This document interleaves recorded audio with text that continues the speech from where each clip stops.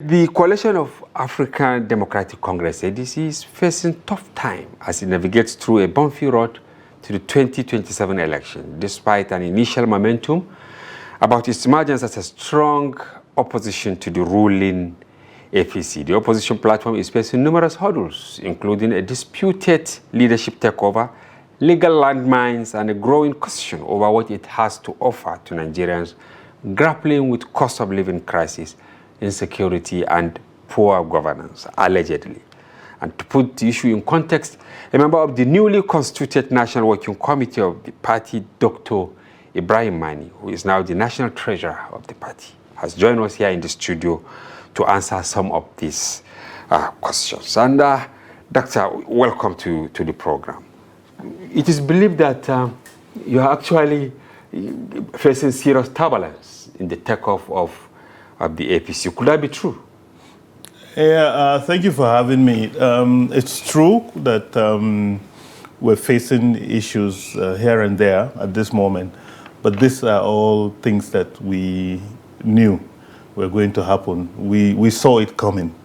We knew that the government will not allow us to do what we're doing. Which government? I mean, the previous government or the ruling government? The federal government. They will not allow you? Yes, we knew it. We knew that they will throw all sorts of spanners at us. We knew they will come to want to thwart what we're doing. This is characteristics of what has happened to other political parties that have shown clear signs that they could challenge the present administration.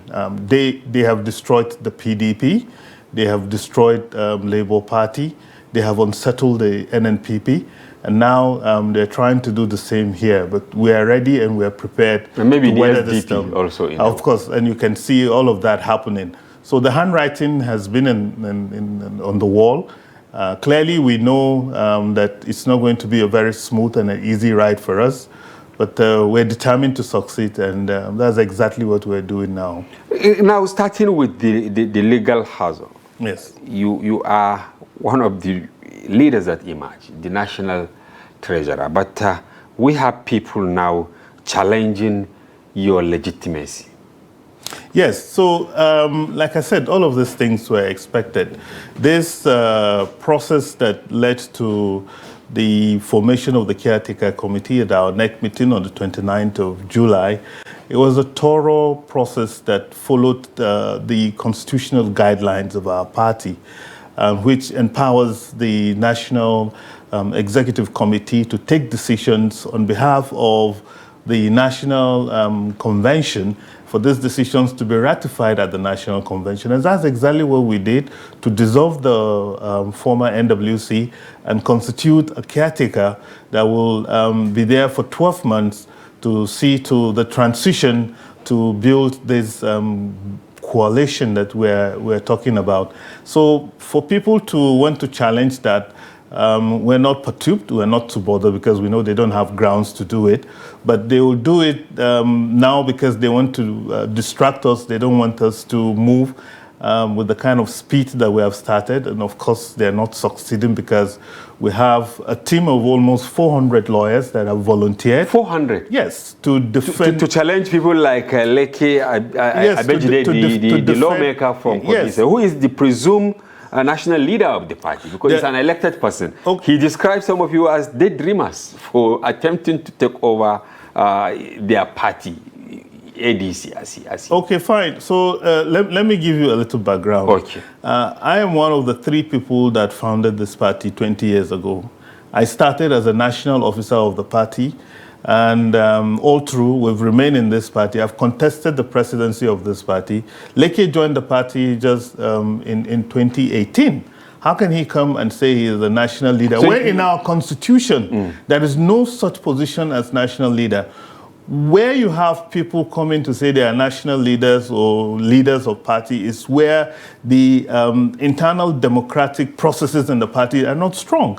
And that is why an individual can come and assume a position that is not in the Constitution and want to dictate to the people who are representing the organs of the party and the structure of the party. We don't have such position in ADC. You think he is playing the script of some people? Of course, everybody knows where he belongs. Where does he belong? He belongs with the ruling party. Even when he was contesting for his House of Representative position in Kogi State, in Yagba, he was also contesting for, he was campaigning for APC in the presidential elections. We know who his paymasters are. We know who his sponsors are. We're not surprised at what they're doing. But what we have done is to make sure that we go through this process diligently. And it took us 18 months to arrive at what we arrived last week at the NEC meeting of the party. Where the leadership was changed. But yes. Then we had a guest here. Of course, for some obvious reasons, we couldn't put you together. But you heard him, Dr. I'm a Sajo, talking about why ADC is having challenges. Is that it is revolved around individuals, not about national issues. Do you have contrary views? Of course we have contrary views. The party definitely came at the time when Nigerians needed something that will give them a breath of fresh air. We have seen tendencies of moving this country towards a one-party state by making sure that all the other parties that will have constituted a credible opposition to the ruling party are destroyed from within. And a tendency like that is not good for democracy. We can as well forget about democracy if we want to build a one-party state. Because throughout history, what one-party system does is to create authoritarian systems or totalitarian kind of regimes where tyranny and dictatorship becomes the order of the day, and people start assuming that there will be life presidents. There are tendencies like that in this country. And if everything were going as it should, and the level of poverty and hunger, deprivation, the bad state of our roads, education and health are different, if things were okay in this country, some of us wouldn't have find reason to say that we must come together and stop this trend. So we did what we did for patriotic reasons. We did what we did for nationalistic reasons. It's not about anybody's ambition as an individual. And that is why all the people who people are assuming are the main people in ADC are not part of what the leadership represents today. You mean the leadership, completely different from the interest being brought on board by Atiku, let's say, by Amechi, by, Obi, and all that? Are you not getting agitated? I think the party has made a very clear statement. Okay. The national chairman of the party, His Excellencies, Senator David Mark, has made it clear to those who want to contest the 2027 elections to take it easy. The time for that is not yet here. What we need to concentrate on at this moment is how to build this party, how to make it to be acceptable to Nigerians, how to create a platform that if eventually, through a credible and a transparent process, you arrive at a candidate, everybody will rally around that candidate because they know that this is the person that will come and pull us out of the quagmire that we found ourselves today in this country. But looking at their whispers, do you see that coming to pass? That, okay, at the end of the day, there will be one candidate that will be accepted. For instance, it is said that Atiku is yet to pick his card in Jada, the ADC card up till now, because he is still watching.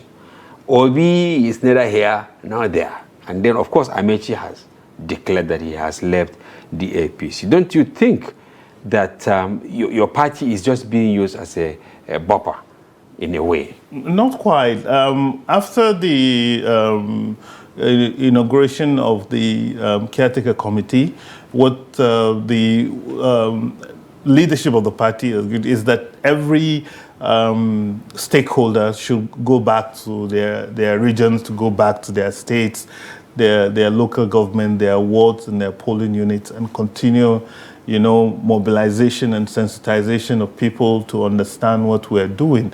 And so it depends on what an individual does. It was not cast stone. No. If any of them chooses to go this week to pick their card or go next week, it's okay with them. To remain on the bench. Because I recall an interview we had with Adamu Waziri. He had been in the PDP since 1999. Until recently, you people convinced him to join. When we interviewed him, categorically, he said all those key personalities that are being mentioned. Of course, he said every other person very important, but they were going to pick their membership cards. But here we are now, some of them foot dragging. Yes, so there are many reasons here. Okay. Some of them have to do with the by-elections that are happening this week.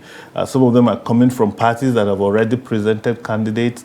Some of them have to do with certain internal arrangements within the parties that they are coming from. Like in the SDP, they have some little factionalization and so on. So the consultations is ongoing and it's broad-based. We're not worried that people have not picked their cards. This is normal, that they need to go down there and pick their cards. As a matter of fact, for someone to go and pick their cards, except if maybe because the press wants to make it an issue, something that they can go and do it quietly. But with the anxiety in the land and the situation, I think maybe the media can help to douse down some of this. We try to do that by bringing people like you, but then we have to now ask questions that viewers, Nigerians, are agitated. For instance, some believe that, of course, you are trying to build strong, wall using concrete blocks and all that, but then from within there are issues. For instance, I said the advocates of this All Democratic Alliance, ADA, like Ibrahim Shekarau, Dr. Umar Arro, they are still not disposed to what you are doing. They believe that it was a wrong path that was taken. It should have been a brand new political party which will have its structures from the foundation to the roof level, so that this issue of distraction, you just mentioned about 400 lawyers that are willing. Don't you think it's a distraction? And don't you think that Shekarau, Umar Arro and all that, they actually foresee the dangers ahead? Okay, so fine. Like I told you that we went through a very lengthy period that took about 18 months of negotiation, making sure that all the things that are needed to be done in terms of constitutional amendments and what have you have taken place. We crossed all the T's, we dotted all the I's. There is nothing you will come up with, even if it's registering a new party, that with the kind of mindset of the people in the helms of affairs, the ruling party. You are talking about the APC now. Yes, there's nothing you come up that they will not throw stones at you. They will definitely go on that. So, maybe you will give evidence as to the hands of APC in your affairs. Okay, fine. So the part of the cases in the court is the one instituted by 2 or 3 of our party's chairmen, in Nasarawa and Benue. Yes. Nasarawa. These people are lodged in, I think, the most luxurious or the best hotel in Abuja. Your party, you think the APC state chapter will not afford to sponsor them to do that? No, we've been a small party all this while. We have never done this politics of money. And then we will give them SUVs with hillocks and police and escorts. How dare us? When you see such things, you should know exactly where they're coming from. And so we are aware of what they're doing. They're trying to create these distractions to see if they can slow us down. But no, we're a bullet train and we're moving fast. There is nothing they can do to thwart the collective will of the people of this country. Things are not working properly. And like I said, who will want a continuation of this, particularly if it's going to be in perpetuity when you create a one-state kind of system? But the ills you are thinking of correcting, it is believed that some of your leaders, not all, were part and parcel of it, even though David Mark is seen as an elder statesman. He is highly respected in the society, but he has been part of the government since 1999. What formula will he bring to bear on the performance of your party, the ADC? You see, it's good that we have somebody who is highly respected, somebody who has a very solid track record as the chairman of the party, and who is leading the charge at the National Working Committee of the party. But one of the things we have also resolved as the new leadership of the party is to have 50% of the leadership of the party at both national and state levels to be constituted by women and youths below the ages of 40.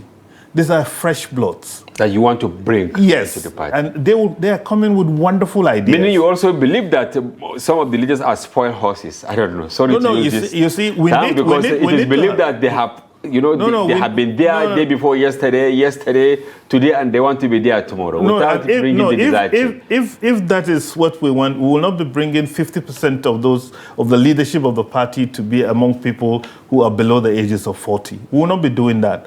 We have that strategy in place, and we have implemented it in the new NWC that has been formed. A lot of young people from all over Nigeria are holding very key and very sensitive positions in the party. Now, what we want to achieve is to use the experience of these older politicians and the energy and the vibrancy of these younger people that we are bringing on board to have a combination, a little mix that we feel can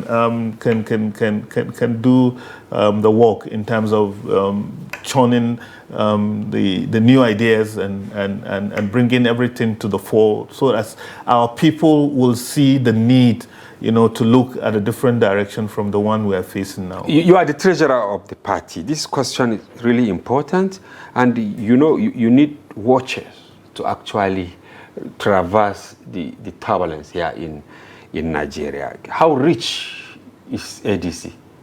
ADC is not that rich per se, but what we have noticed is that from the time the coalition was formed till date, the number of people that have registered into the party are in the millions now.